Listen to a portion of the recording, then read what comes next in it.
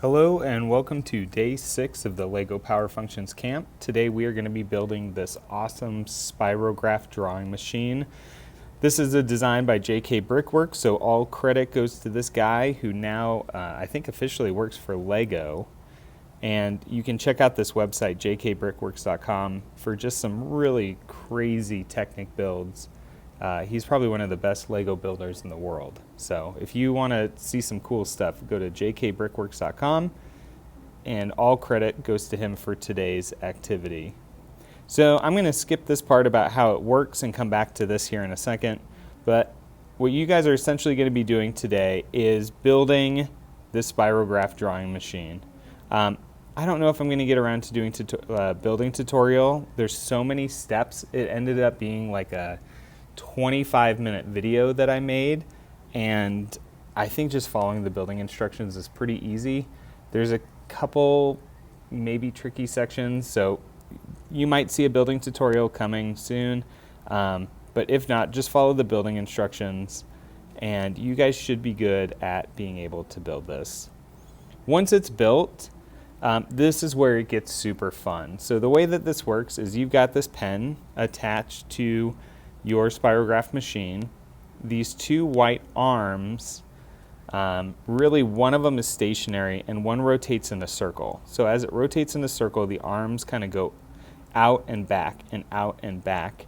And now if I scroll up, this is kind of the motion that it does. Depending on the position of the arms, you get something that looks kind of like a tight ellipse here.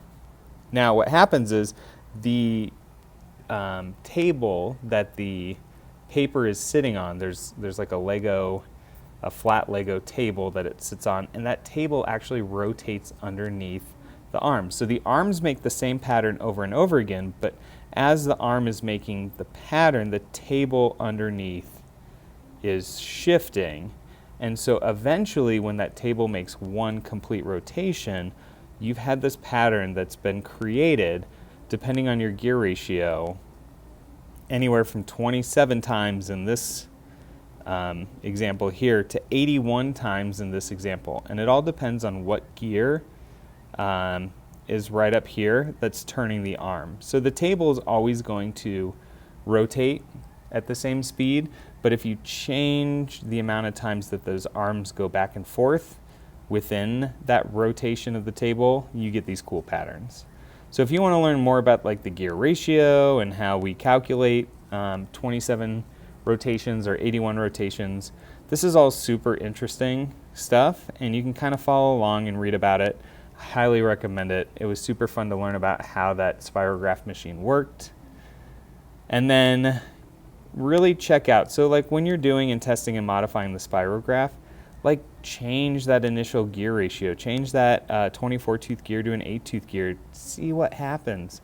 Like now you're getting this thing going back and forth 81 times. You might even need to change the marker or the pen that you're using, because if it bleeds a little bit, like if you were to use a Sharpie, 81 times you're just going to end up with like a black donut on your piece of paper. So check that out. You can also change that initial pattern. So let me scroll back up really quick. So this initial ellipse, we can change what this looks like, and then as it goes around, that's where like all these different pictures come from that's up top. By changing the position that these sit on, so either the length this way or the length this way, or even taking this tower right here that's holding this stationary arm and moving that around this base plate, really changes it. So you can get some really cool, funky looking things. So I highly recommend that you learn about how it works and what rotations can be done to it. So you can change this hole placement, you can change this hole placement, and you can change the stationary arm base placement too. So you can change all of those things. And if you keep track of them, like I was kind of trying to keep track of all the different shapes that I could make, all the different spirographs that happen when you do these, you know, here's a system that you could use to record the settings that you used when you made your spirograph. So just keep all that in mind. You can change all these. You can change this gear that's under here against this first worm gear. Also just note that when you change this gear, the 8-tooth gear has to move over one hole, so it actually changes this entire setup by shifting this over by one stud. So it's kind of interesting just to see the change in shapes that even makes.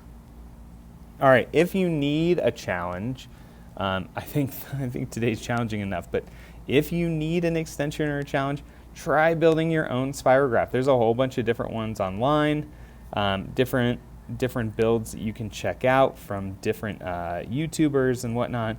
So I just encourage you to go online and learn more about spirographs and how these drawing machines work, and just really try to create your own. You can even create some like funky ones where it's not stationary, where it's not on a table, where you just have this thing spinning around making really cool patterns that just keep repeating as it draws.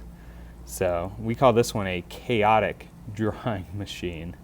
So don't forget to share what you've made. I know I didn't cover a lot of the details about the gear systems and stuff. I highly recommend that you read through all of this and just really experiment with this. This is going to be one of those builds that you don't want to take apart at the end, that you're going to want to keep or rebuild. So make sure that you save those building instructions so that you guys can build this one later. All right, I hope you have fun today.